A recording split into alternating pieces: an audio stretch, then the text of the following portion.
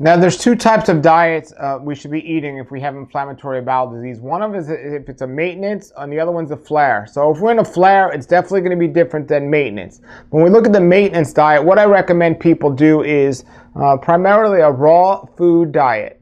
And this is for a maintenance. Remember, if you're in a flare, it's different, and we'll be talking about that in another video. But for maintenance, you want to make sure you're not onsetting a flare-up. So people will say to me, well, you think you're healthy, but you have to eat that special diet and you can't eat certain foods. You're right. I can't eat certain foods that are going to aggravate my condition or create a flare-up. And as long as I don't eat those things, I won't have a flare-up. But those foods are foods we should never been eating to begin with. So actually, what foods should we be eating and shouldn't we be eating?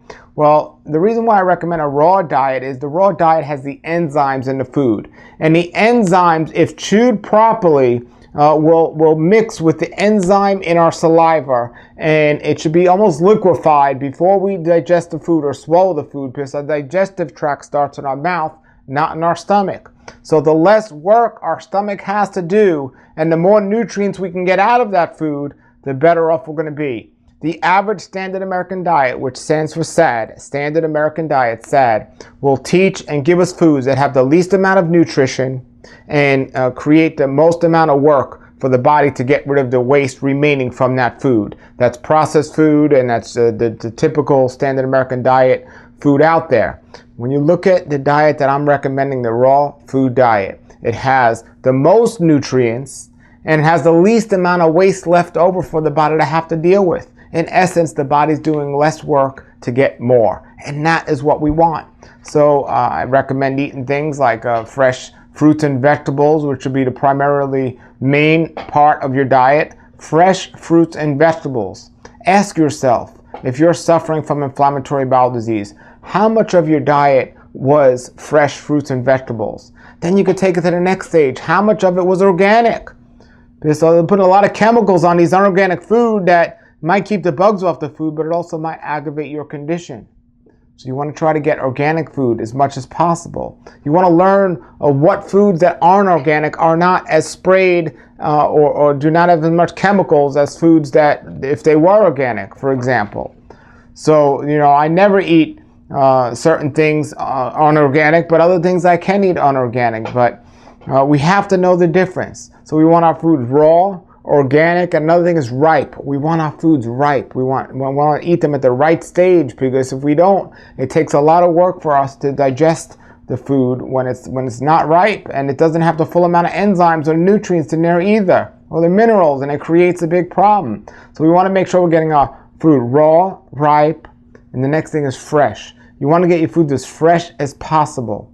So, if you come to the store and the food's been sitting there a week, you've lost a lot of the nutrients, minerals, and the enzymes and the vitamins. But if you get that food and you see the produce guy is just taking it out now, or you go to a local farmer's market, even better, go straight to the farm or grow it yourself, you're getting that food fresh as soon as it came out of the ground. And it's all going to help with digestion, and it's going to help you avoid creating the onset of inflammatory bowel disease. It's a wonderful thing when your body is working, and when you're doing something wrong, it's going to tell you. But when you're doing things right, it's going to tell you as well. And when you're eating a healthy diet, your body is going to respond with health. But the alarm system, whether it be in other people, other signals, but in your body, it's a signal of inflammatory bowel disease or discomfort, meaning my body's telling me I'm doing something I shouldn't. And now I'm going to hear the sign and I'm going to listen and stop doing that. Two of the most common things that will create an onset of inflammatory bowel disease flare-up is dairy products and wheat products.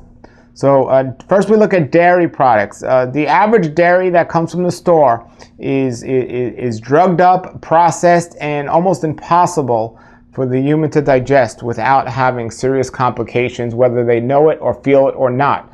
And one of the major ways we would feel it if we had inflammatory bowel discomfort is it will create an onset of this. Now, if you drink a cup of milk and you're not having a flare-up, that doesn't mean you escaped the problem.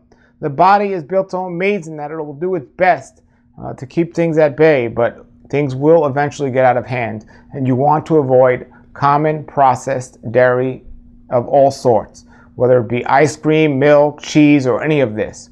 Now people say, well, how can I get my nutrients and my protein and my fats and all this stuff if I'm not eating dairy? Because the world today and the media has us think that dairy is essential for our diet. Well, I haven't had dairy for many, many years, and I'm doing just fine. And every nutrient we need can be found in the plants, folks. We do not need processed dairy to be healthy. Now, I do know some people that they consume raw dairy. They're getting the milk right from an animal that they have raised, and they know what the animal's eating, whether it be grass-fed or not. And whenever you have an animal that's fed grain, it can affect the dairy, which can affect you. You do not need dairy at all in your diet. And I'm not going to tell you that you can never have it again for the rest of your life, but you should never have processed dairy from the typical store ever again if you want to completely avoid inflammatory bowel disease flare-ups. Now, if you want dairy, if you have a local farmer or know somebody who doesn't, you can get raw dairy, raw goat milk or raw cow's milk, and you know it's from grass-fed animals. I still don't recommend that often, but if that's something you enjoy and you want to get, I know people that have been able to do that with no issues of creating a flare. It all depends on the quality of the food you're eating, and that includes the quality of the milk you're drinking.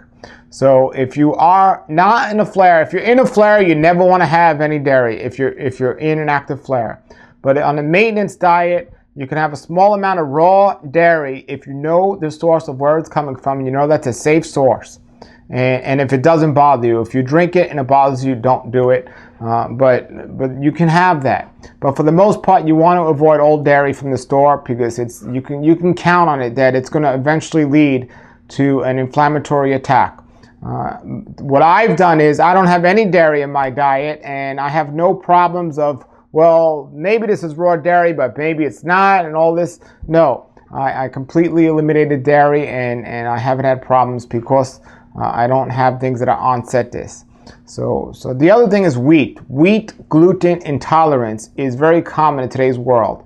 And one of the signs or one of the misdiagnosis of inflammatory bowel discomfort is often celiac disease, which is people that have this wheat gluten intolerance, and it creates an inflammation response in their whole body if they're consuming any wheat products at all. And that's very close to the idea of inflammatory bowel discomfort in your colon being inflamed or your digestive tract being inflamed. As a matter of fact, there's a great book I read called Against the Grain that speaks about wheat and not consuming wheat and the problems with wheat. It's very simple today to buy many foods in the market that are gluten-free. Now, the problem with that is many of those foods are often processed. What I recommend is eating as much fresh fruits and vegetables as possible, not processed. The only package around your food should be the skin or the peel around a fruit or a vegetable. I recommend 75% of your diet be raw, organic, ripe, fresh fruits and vegetables, and those are on your plate. Those right there are on your plate, whether it be a salad or a fruit or something, and then the cooked food you're going to have. It's still something somewhat fresh, but that be only a small amount, 1/4 of your plate, and eat the raw food first. So that's something I recommend. Now, another thing is nuts and seeds. This is something we have to understand. When you have an inflammatory attack, a flare-up, you do not want to have nuts and seeds in their whole form. But when you're on a maintenance diet, it can be okay to have nuts and seeds, as long as you don't have any stitches or pockets in your colon. If you do, you're going to have to be much more careful and pay attention closer to the situation. But where there's will is a way, and it'd still be possible. But the way I have nuts and seeds is you want to soak them before consuming them. So you want to soak them overnight or at least 8 hours before consuming them. It makes it more easier to digest, and that's something you want to do, is make things easier to digest. So nuts and seeds is something you could have on a maintenance diet, but you should avoid in its whole form on a flare diet. Now, we're going to talk about in a little while, another video, about when you're in a flare, what to do and what not to do. But when it comes to everything, there's a form to eat your food. When you're in a maintenance diet, the best way to consume your food will be in a whole form, but you chew it so well and you liquefy it in your mouth. So when you digest it, you're not creating any issues. There are other ways to eat our food. One way is blended, and one way is juicing, and then we got the whole food. And these are all recommended in the maintenance diet. I love a fresh cup of vegetable juice. I love to blend my food often, and I really enjoy to have whole foods. So these are things you want to do. Not only the types of foods we eat, and by the way, there's so many fruits and vegetables around that you could eat a different variety every day pretty much for the rest of your life and not come close to tasting all of them. So we don't have the excuse if it's too boring not to eat other things and just to eat fruits and vegetables, which would lead me to the next thing on the maintenance diet, and that is animal products in general, not just dairy, but meat. Is meat okay to consume? I highly discourage eating meat for everyone, but especially if you have inflammatory bowel disease, I highly discourage eating meat or any meat products or animal byproducts. We definitely want to avoid the things that are processed, like hot dogs.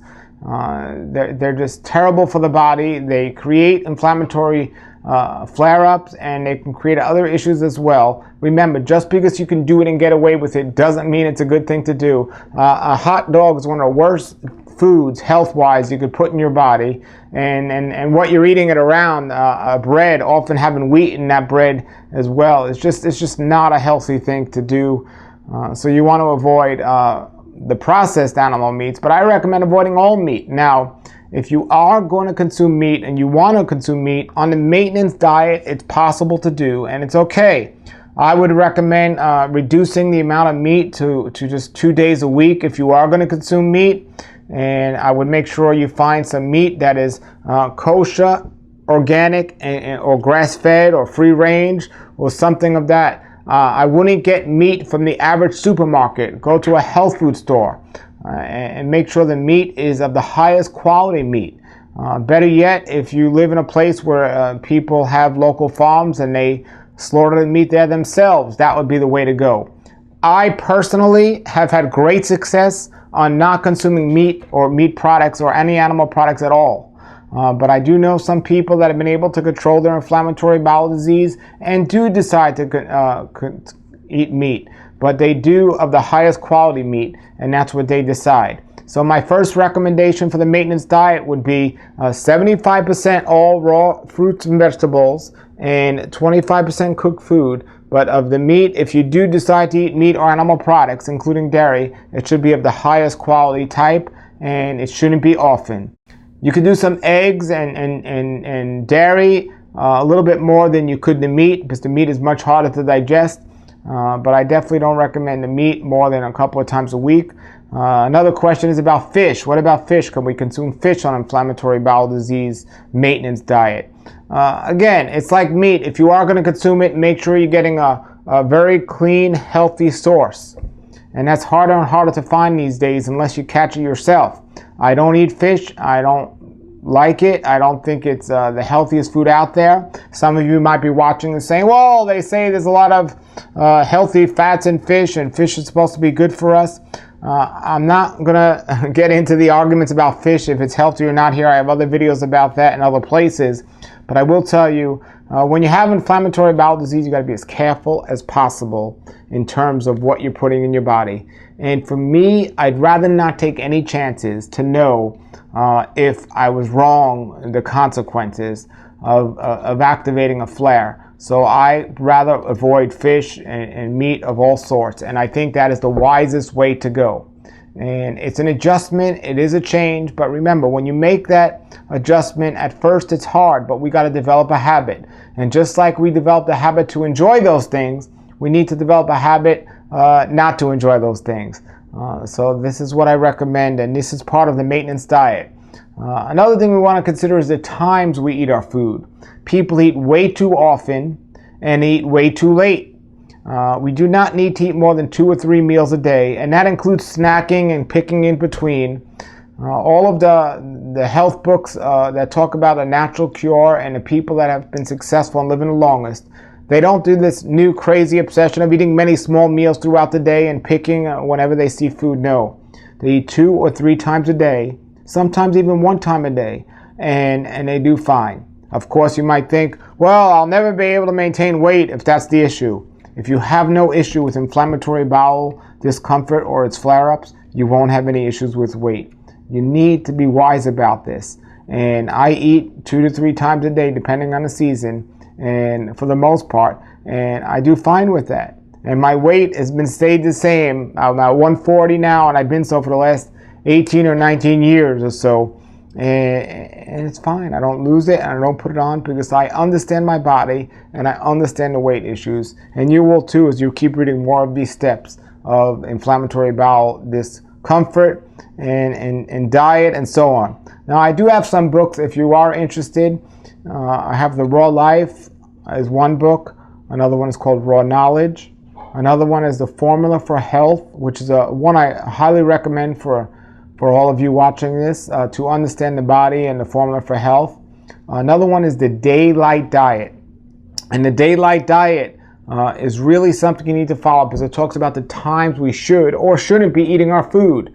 And whether you're on a maintenance diet or the flare-up diet or whatever type of diet you're on, you definitely do not want to be eating late at night. You want to eat your bigger meals earlier in the day, take the whole day to work them off, and you want to go to sleep with your stomach as empty as possible, not on a full stomach. It goes against the teaching of today. Well, many people today are sick, they're diseased, and they're getting worse and worse and worse. The idea of eating less later at night has been around for a long time, and the people that follow it are doing better, not worse. So get away from that idea of eating many small meals, 2 or 3 meals a day, and do not eat late at night. You can go to the internet and click on Daylight Diet by Paul Neeson, and you can see more information about the disadvantages of eating foods late at night, what late at night really means, and learn more about the Daylight Diet. And it's a tremendous benefit if you have inflammatory bowel disease to eat healthier. And the Daylight Diet, I believe, is the healthiest diet we can be eating when it comes to the time and how much we eat. And then I've already mentioned to you in the maintenance diet, the raw food diet is the way to go. Now, on a flare-up, it's a little bit different. Well, it's kind of very different, and we'll be talking about that in another video. But if you have any questions or comments about the maintenance diet and inflammatory bowel discomfort, please post them below the video, and I'll do my best to answer them. Thank you.